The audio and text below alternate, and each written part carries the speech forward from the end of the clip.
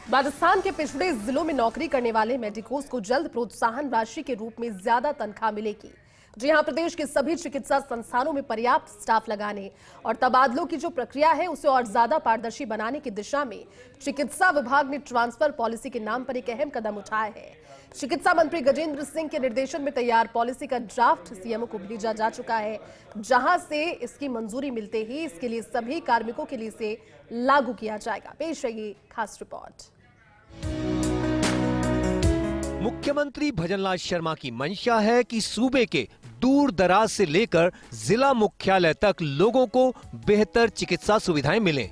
इसके लिए अधिकांश जगहों पर संसाधनों को तो मजबूत किया ही जा रहा है, साथ ही चिकित्सा संस्थानों में खाली पदों की समस्या के स्थायी समाधान के लिए ट्रांसफर पॉलिसी भी बनाई जा रही है। पॉलिसी में इस बात पर विशेष फोकस दिया गया है कि पिछड़े जिले में नौकरी के लिए मेडिकोस को प्रोत्साहित किया जाए, ताकि वहां के चिकित्सा संस्थानों में पद खाली नहीं रहें।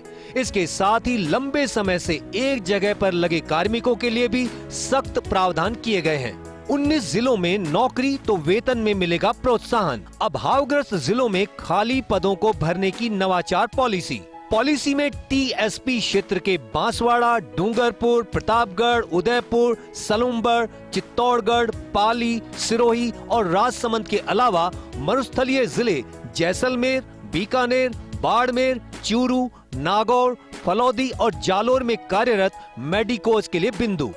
इन जिलों में 2 साल तक कार्यरत एमबीबीएस डॉक्टरों को 10% अधिक बेसिक पे, विशेषज्ञ चिकित्सकों को 15% और पैरामेडिकल स्टाफ को 10% अधिक मिलेगी बेसिक पे।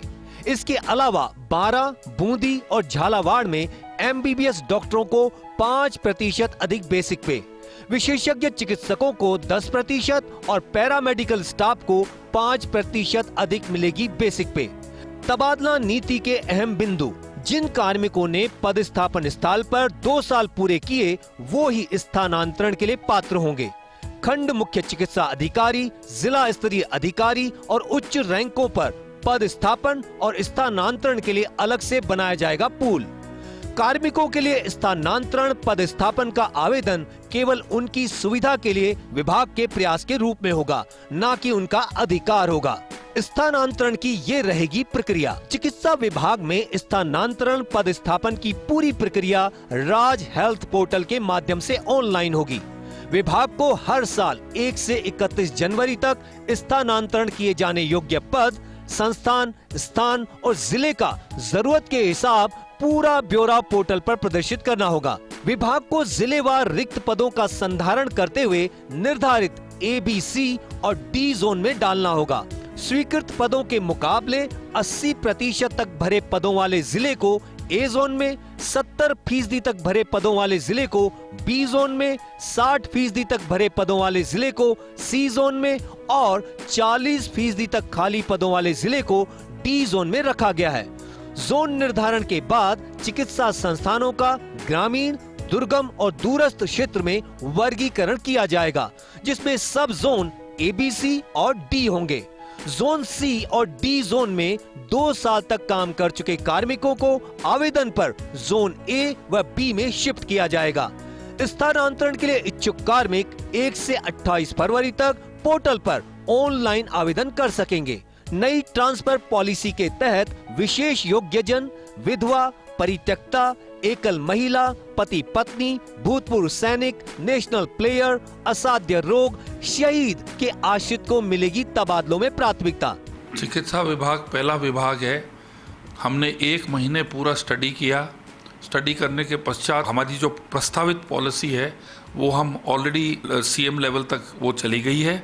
और सबसे भारी इस विभाग की जो खामियां जो हैं वो ये है कि जो वर्षों से चली आ रही है, एक सरकार आई, दूसरी आई, दूसरी गई, अगली आई, इसमें यह है कि जो अपने शहर हैं, बड़े शहर, कोटा है, जयपुर है, जोधपुर है, बीकानेर है, अजमेर है, इन शहरों के आसपास जितने भी सैटेलाइट आपके जो पंचायतें वगैरह ग्रामीण एरिया आ गया है, जहाँ 10 पोस्ट है, 10 पोस्ट के विरुद्ध 15 लोग बैठे हुए हैं। पॉलिसी में इस बात पर विशेष ध्यान दिया गया है कि पति पत्नी को यथासंभव एक ही जगह, जिले या आसपास के जिले में रिक्त पद के हिसाब से पोस्टिंग की जाए।